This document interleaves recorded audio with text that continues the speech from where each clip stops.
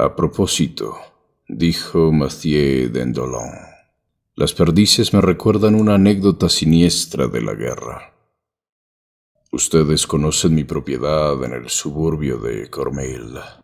Yo vivía ahí cuando llegaron los prusianos. Tenía por vecina a una especie de loca cuya sensatez había desaparecido a fuerza de desgracias. Tiempo atrás, a la edad de 25 años, había perdido en un solo mes a su padre, a su esposo y a su hijo recién nacido. Cuando la muerte entra por primera vez a una casa, vuelve casi siempre inmediatamente, como si ya conociera el camino. La pobre muchacha, devastada por la pena, cayó postrada y deliró durante 6 semanas. Luego, una especie de serena languidez sucedió a esa crisis violenta y quedó paralizada, comiendo con dificultad y moviendo solamente los ojos. Cada vez que alguien quería hacerla levantar, se ponía a gritar como si la estuvieran matando. Optaron entonces por dejarla acostada, sacándola de sus sábanas solo para el aseo personal y para voltear su colchón. Una vieja criada permanecía cerca de ella, le daba de beber de vez en cuando o la hacía comer un poco de carne fría.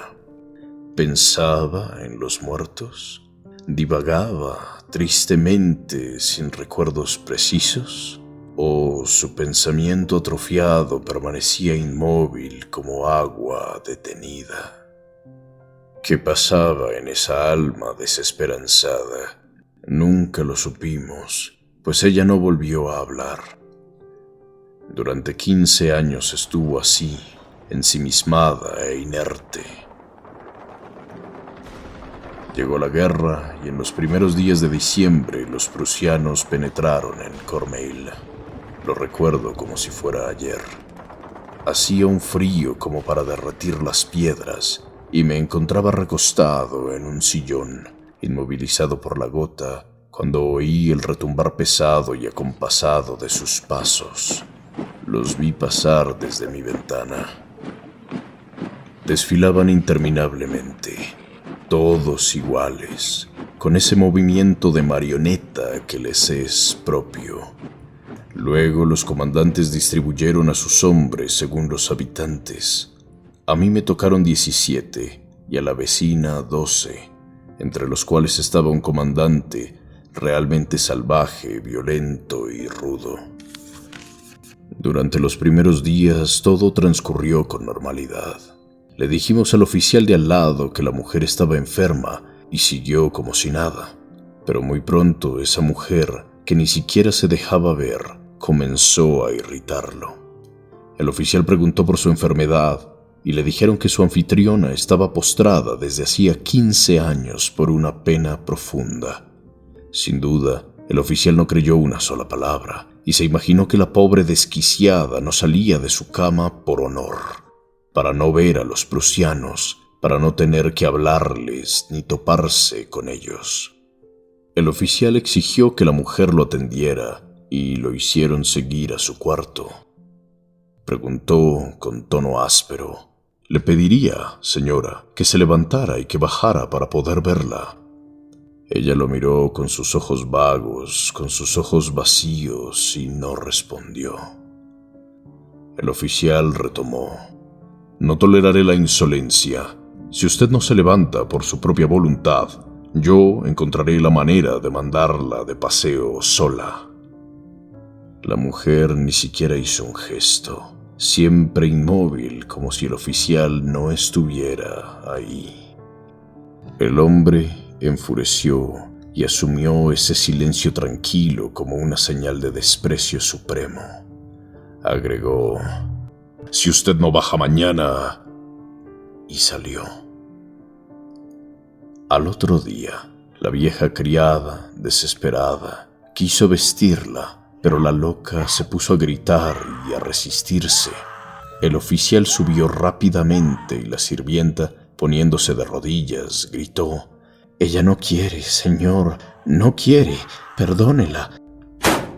El soldado permaneció fastidiado y sin atreverse, a pesar de su ira, a hacerla sacar de la cama por sus hombres. De repente se puso a reír y dio algunas órdenes en alemán. Luego vimos salir a un destacamento que cargaba el colchón como si transportaran a un herido. La loca, siempre silenciosa, seguía tranquila e indiferente a los acontecimientos, siempre y cuando la dejaran acostada. Un hombre lo seguía cargando un paquete de ropa de mujer. El oficial dijo, frotándose las manos: «Ya veremos si no puede vestirse sola y dar un paseíto». Luego vimos que el cortejo se alejaba en dirección del bosque de Imaviel. 2 horas después, los soldados regresaron solos.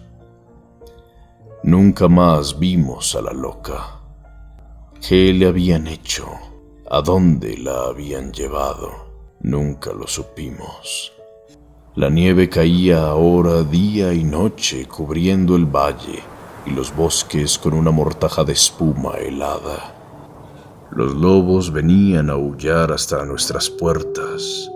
La imagen de esta mujer perdida me obsesionaba e hice varias averiguaciones ante la autoridad prusiana con el fin de obtener alguna información. Estuve a punto de ser fusilado.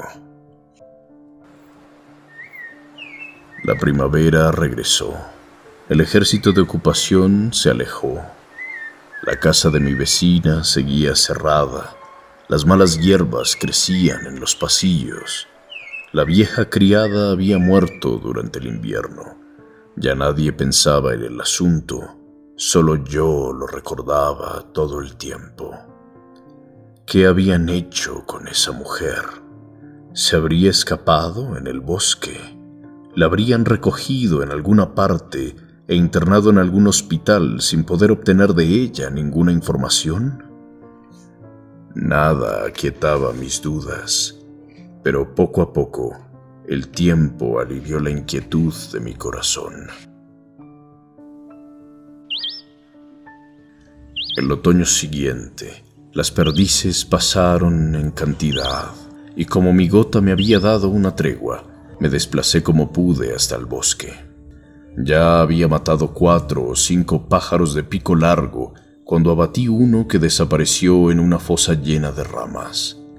Me vi obligado a agacharme para recoger al animal. Lo encontré caído cerca de una cabeza de muerto, y súbitamente el recuerdo de la loca me llegó como un puñetazo en el pecho. Quizás muchos otros habían fallecido en ese bosque en aquel año siniestro, pero no sé por qué estaba completamente convencido de haber encontrado la cabeza de aquella miserable maníaca. Entendí, adiviné todo de golpe. La habían abandonado sobre ese colchón en el bosque frío y desierto, y fiel a su determinación, se había dejado morir bajo la espesa y ligera cobija de la nieve, sin mover un dedo. Luego los lobos la habían devorado. y los pájaros habían hecho su nido con la lana de su lecho rasgado. Quise conservar esta triste calavera y hago votos para que nuestros hijos no vean nunca más una guerra.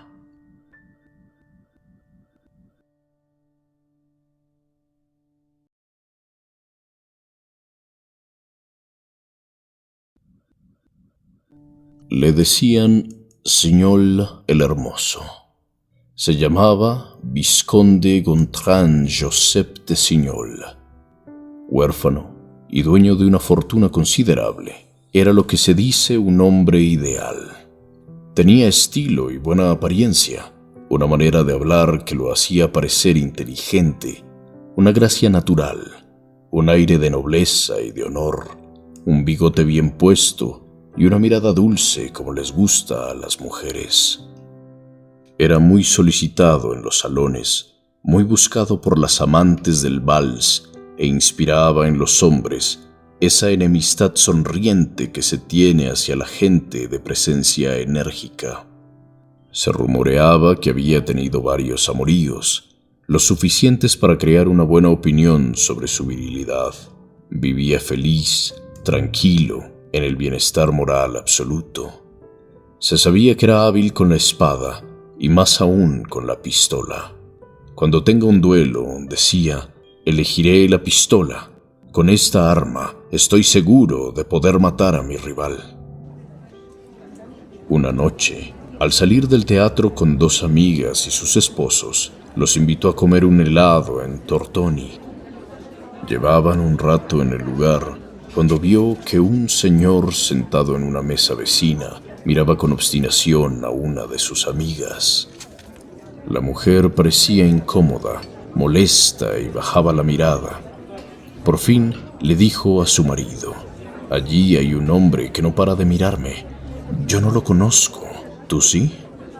El marido, que no había visto nada, miró y dijo, «No, para nada». La mujer replicó entre sonriente y enojada, «Es muy incómodo, me está arruinando el helado». El marido levantó los hombros. «Basta, no le pongas atención. Si hubiera que ocuparse de todos los atorrantes que uno se encuentra por ahí, no terminaríamos jamás». Pero el vizconde se había levantado bruscamente. No podía admitir que ese desconocido arruinara un helado que él había ofrecido. Era a él a quien se dirigía la ofensa, pues era por él y para él que sus amigos habían entrado a ese café. El asunto entonces le concernía solo a él. Avanzó hacia el hombre y le dijo, «Tiene usted, señor, una manera de mirar a estas mujeres que yo no puedo tolerar. Le pido que no las moleste más». El otro replicó, «Déjeme en paz». El vizconde respondió con los dientes apretados, «Tenga cuidado, señor, me va a obligar a pasar a la acción». El otro solo dijo una palabra vulgar que retumbó en todo el café y que hizo como si fueran resortes que todos los clientes hicieron un movimiento brusco. Los que estaban de espaldas dieron media vuelta, los demás levantaron la cabeza, 3 muchachos dieron un pequeño brinco sobre sus talones, las 2 mujeres del mostrador tuvieron un sobresalto y luego un giro entero del torso, como si fueran 2 autómatas operadas por la misma manivela. Sobrevino un gran silencio. Luego, de repente, un ruido seco sonó en el aire. El vizconde había abofeteado a su adversario. Todo el mundo se levantó para interponerse. Se intercambiaron sus tarjetas personales. Cuando el vizconde entró a su casa, caminó de un lado a otro dentro de su cuarto. Estaba demasiado agitado como para pensar en algo. Una sola idea le rondaba la cabeza, sin que esa idea despertara todavía una emoción cualquiera. Había hecho lo que debía hacer. Se había mostrado como debía ser. Se hablaría del asunto. Aprobarían lo que hizo, lo felicitarían. Repetía en voz alta, hablando como se habla en los momentos de turbación, «¡Qué bruto ese tipo!». Luego se sentó y se puso a pensar. Desde la mañana siguiente debía conseguir testigos. ¿A quién escoger? Buscaba a las personas más sensatas y notables que conocía. Se dedicó por el marqués de la Tour-Noire y el coronel Bourdon, un gran señor y un soldado. Sus nombres aparecerían en los diarios. Sintió sed y bebió, uno tras otro, 3 vasos de agua, y luego se puso a caminar de nuevo. Se sentía lleno de energía, mostrándose decidido, resuelto a todo y exigiendo condiciones rigurosas, peligrosas, reclamando un duelo serio, muy serio, terrible. Probablemente su adversario retrocedería y ofrecería excusas. Tomó de nuevo la tarjeta que se había sacado del bolsillo y puesto sobre la mesa, y volvió a leerla como lo había hecho en el café, de un vistazo, y en el carruaje de regreso a casa, a la luz de cada lámpara de gas. Georges Lamil, 51, calle Moncey. Nada más. Examinó aquellas letras reunidas y le parecieron llenas de misterio y de sentidos confusos. Georges Lamil. ¿Quién era ese hombre? ¿Qué hacía? ¿Por qué había mirado a esa mujer de semejante manera? ¿No es indignante que un extraño, un desconocido, venga a perturbar así nuestra vida, de repente, solo porque quiso fijar insolentemente su mirada sobre una mujer? El vizconde repitió otra vez en voz alta: ¡Qué bruto! Permaneció quieto, de pie, pensativo, con la mirada todavía puesta en la tarjeta. La ira comenzaba a despertarse en él contra ese pedazo de papel, una ira rabiosa en la que se mezclaba un extraño sentimiento de malestar. ¡Qué estúpido todo este asunto! Tomó una navaja y la enterró sobre el nombre impreso como si apuñalara a alguien. Y ahora había que batirse en un duelo. Tendría derecho a escoger la espada o la pistola, pues era él el que se consideraba ofendido. Con la espada se arriesgaba menos, pero con la pistola podía obligar a su adversario a retractarse. Es muy inusual que un duelo con espadas sea mortal, porque la prudencia recíproca de los combatientes basta para evitar que alguna de las puntas los hiera de gravedad. Con la pistola arriesgaba seriamente la vida, aunque también podía salir ileso y con todos los honores, sin necesidad siquiera de un encuentro cara a cara. Dijo: tengo que ser firme, así él tendrá miedo. Su propia voz lo hizo trastabillar y mirar a su alrededor. Se sentía muy alterado. Bebió otro vaso de agua y comenzó a desvestirse para acostarse. Ya en la cama, apagó la luz y cerró los ojos. Pensó: tengo todo el día de mañana para encargarme de este asunto. Por ahora dormiré para recuperar la calma. El calor de sus sábanas le impedía conciliar el sueño. Daba vueltas y vueltas. Permanecía 5 minutos boca arriba. Luego se acostaba sobre el lado izquierdo y luego sobre el derecho. Todavía tenía sed. Se incorporó para beber algo. Una pregunta lo sorprendió. ¿Tendré miedo? ¿Por qué su corazón se agitaba locamente con cada ruido conocido de su cuarto? Cuando el reloj de péndulo iba a sonar, el pequeño chirrido del resorte le producía un sobresalto y debía abrir la boca para respirar unos segundos, pues se sentía ahogado. Se puso a reflexionar sobre esa posibilidad. ¿Tendré miedo? Desde luego que no.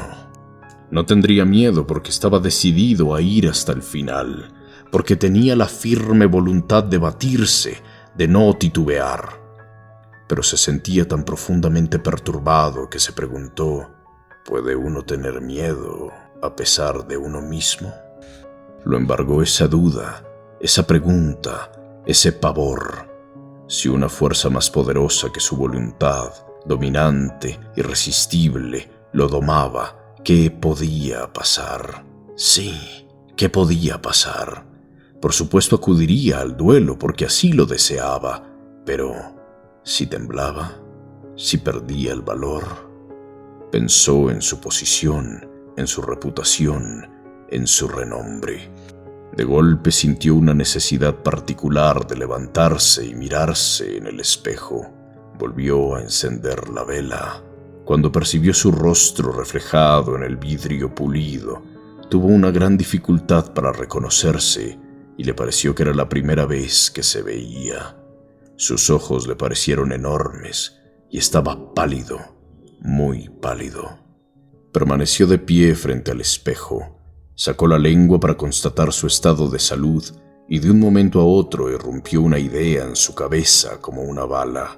Tal vez, pasado mañana, a esta hora, estaré muerto.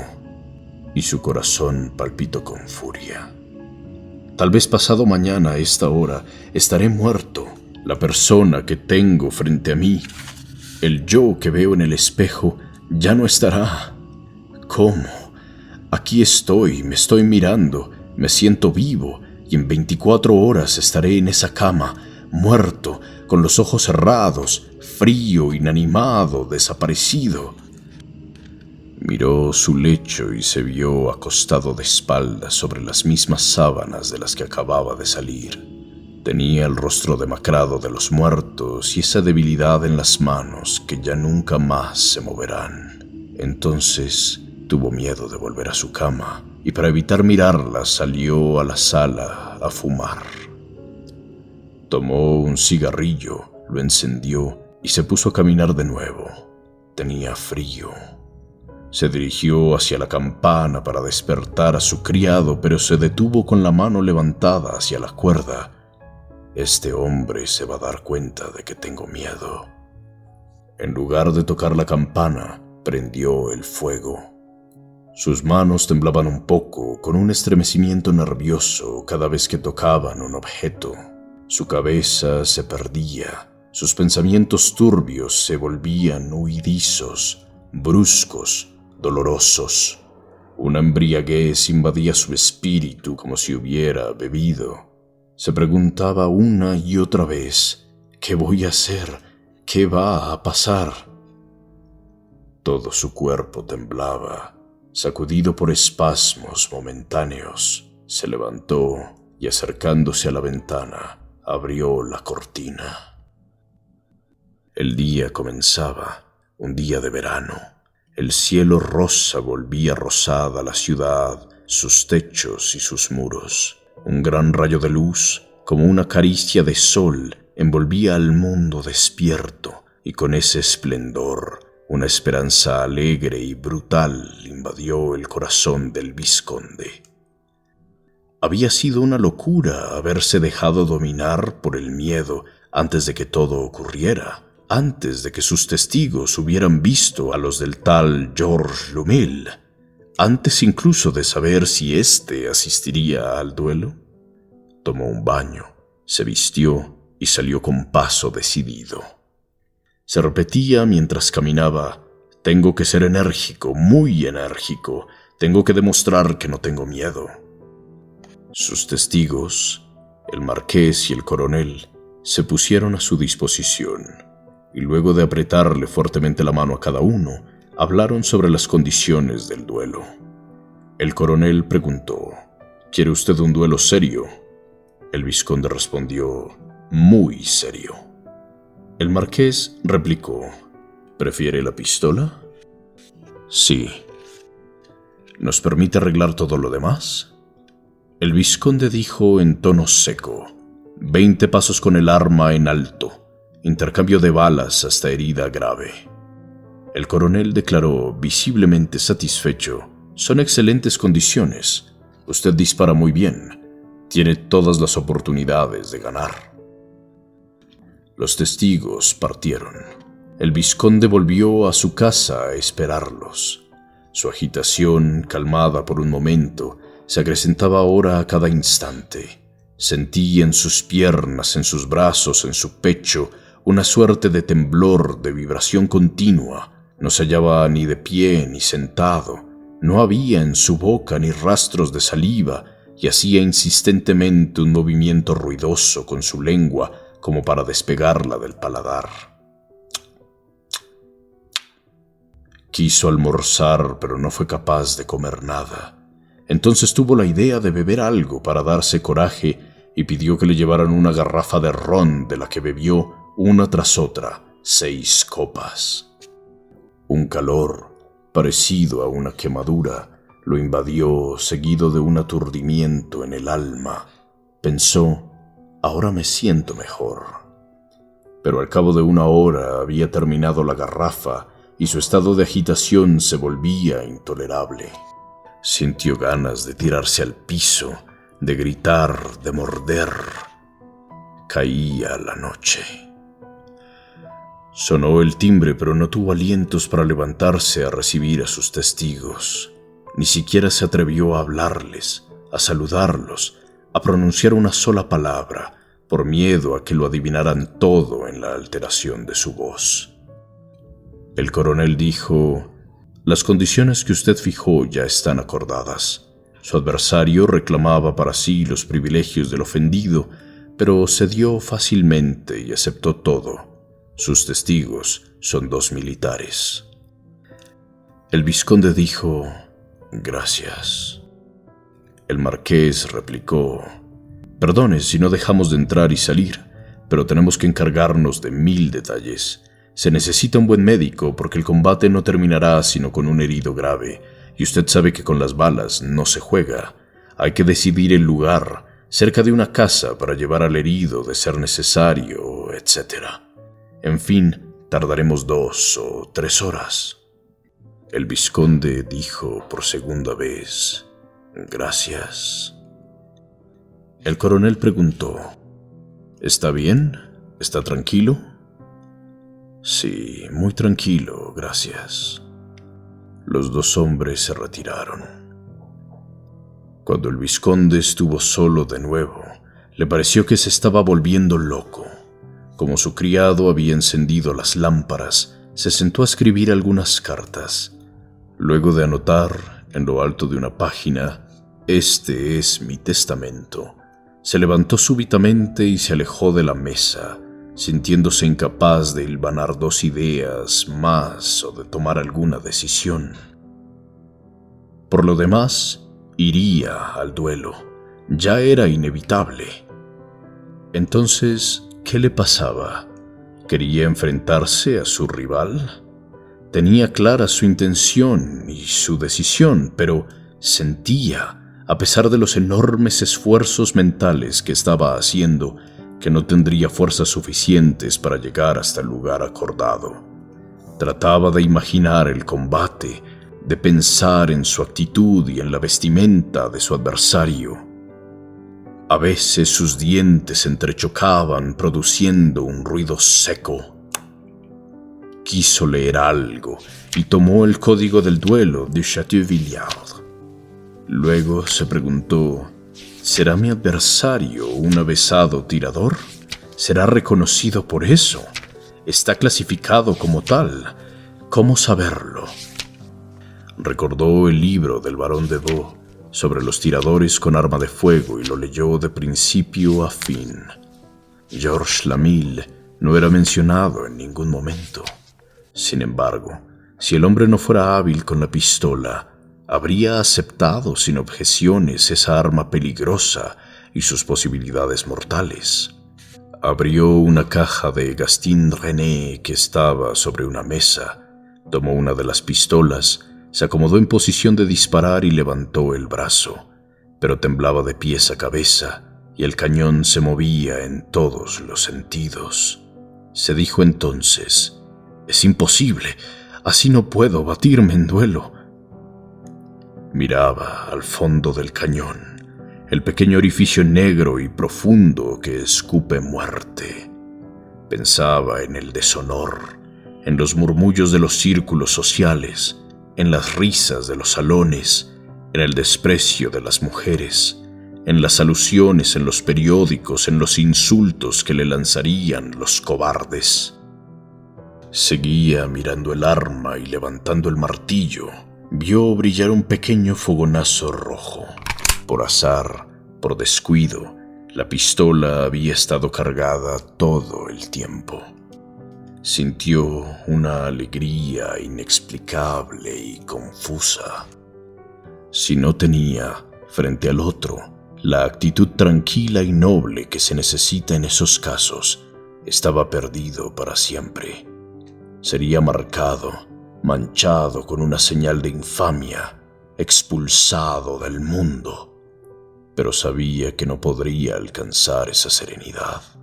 Y sin embargo, era una persona valiente, pues hasta quería batirse en duelo.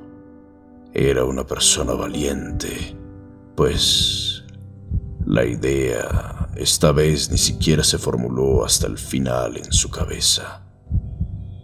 En cambio, abrió completamente su boca, metió bruscamente el cañón hasta el fondo de la garganta y apretó el gatillo.